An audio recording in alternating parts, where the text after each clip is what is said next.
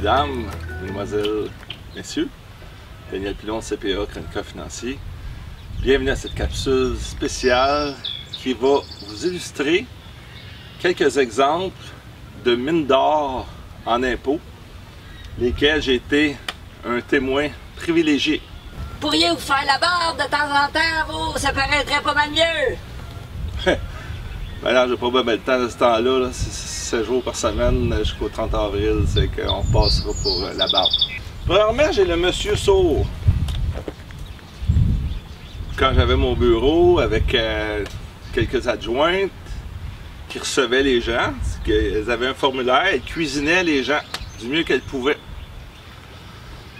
Et puis, les années passent, et un vendredi matin, je crois, un monsieur qui arrive de bonne heure, mon adjointe n'est pas arrivé, c'est moi qui le reçois et qui le cuisine. Et là, je me rends compte qu'on a de la misère à se comprendre. Il n'entend pas bien, un monsieur dans 70 ans passés.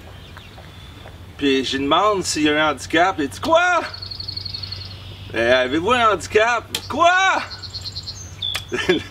Il me montre son oreille. Le monsieur avait un appareil. Je ne suis pas un spécialiste en qualification de surdité au point de vue crédit handicap en impôt, mais j'ai peut-être de quoi pour vous. Et puis, j'imprime le formulaire, j'ai allé voir votre médecin. Il est allé voir son médecin, il a dit de remplir ça comme il faut. Et il est revenu que ça rempli. On fait des demandes d'adressement 10 ans. Et puis, le monsieur était bien content de revenir me payer. T'as marché à la commission, toi? Ben oui. Il y a des cas où tu offres au client, tu dis, garde, tu me payes-tu pour mon travail, si ça marche pas, tu auras payé pour rien, ou bien tu me donnes un pourcentage si ça marche. Généralement, les gens, ils aiment cette formule-là. Il y en a qui voient ça comme une attrape grave, mais c'est win-win. Si ça marche pas, ben c'est moi qui perds mon temps. Donc, mon adjointe, même si j'ai eu des très bonnes adjointes, celui-là, elle l'avait manqué. Parce qu'elle avait devant elle le handicap. Le monsieur avait un problème de surdité, et puis il a ramassé 15 000 $ le temps de crier les ciseaux. La représentante mal informée, un cas que j'ai eu il n'y a pas très longtemps, la dame commence un emploi, travaille sur la route, beaucoup sur la route, paye son gaz, se fait rembourser son gaz. L'allocation, ce qui paye le gaz se ramasse dans le T4. Chose généralement assez rare, mais bon, c'est correct. Mais la dame, elle ne sait pas, elle, qu'elle peut réclamer des dépenses.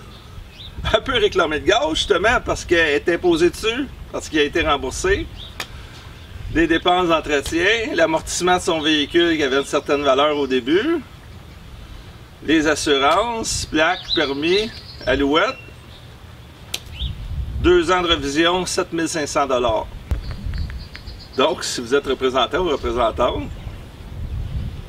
soyez certain que tout est bien fait, autant au niveau de l'employeur qu'au niveau du comptable. Un autre exemple un peu plus juteux, la monoparentale et l'ex-pseudo-comptable. Un jour, j'ai rencontré une femme, et à un moment donné, le sujet de ses impôts vient dans la discussion, et c'est son ex qui s'en occupe depuis une couple d'années. Et je pose des questions, à un moment donné, je mets la main sur son rapport. Il oubliait de demander la ligne 305 au fédéral, le montant supplément pour personnes admissibles qu'ils appellent, dans le temps on appelait ça équivalent de conjoint. Bref, ça faisait 5 ans qu'elle était séparée, ça faisait 5 ans qu'elle était admissible parce qu'elle vivait avec les enfants. Elle a ramassé 8 000. Monsieur Pilon, a dû tomber en amour avec vous sérieusement si vous avez ramassé 8 000 $ comme ça? Elle l'était déjà. Le seul problème, c'est que quand j'ai commencé à fréquenter, elle m'avait dit qu'elle avait un voyage de bouquet avec son ex. Puis en grattant davantage, je réalise que c'est son ex. On se rencontre au mois de juillet, c'est son ex qui se sont laissés au mois de décembre. Ça faisait 5 ans qu'ils se fréquentaient, puis ils faisaient 1 ou 2 voyages par année. Fait que, comprenez comment qu'un gars se sent. J'espère que tu l'as flushé, puis vite à bord de ça! Non, j'ai attendu de voir si elle allait en voyage avec lui. Quand elle est allée en voyage, bien, quand elle est revenue une journée avant, elle a eu un texto qui a dit « Regarde, tu voulais pas gâcher ton voyage, je voulais juste être sûr de voir si tu y allais. » Et puis, je te confirme que c'est bel et bien terminé, ce manque de sérieux. Vous autres, M. Pilon, vous faites pas confiance aux femmes. Si elle était vraiment en amour avec vous, ça ne serait rien passé à l'hôtel là-bas. Faites-moi rire, 10 jours à l'hôtel avec son pseudo ex-chum qu'elle avait revu un mois ou deux avant, qui est allé montrer sa moto. Et puis, moi, le cas, je vais l'attendre. Non, non. Le problème avec ça, c'est que votre interlocuteur n'a jamais été payé, n'a même pas eu droit à une bouteille de vin pour 5 ans de redressement et 8 000 $ de remboursement d'impôts tombés du ciel.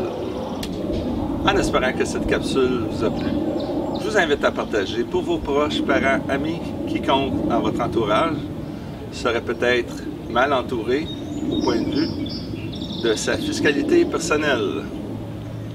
C'est Daniel Pilon, CPA, chroniqueur financier toujours indépendant.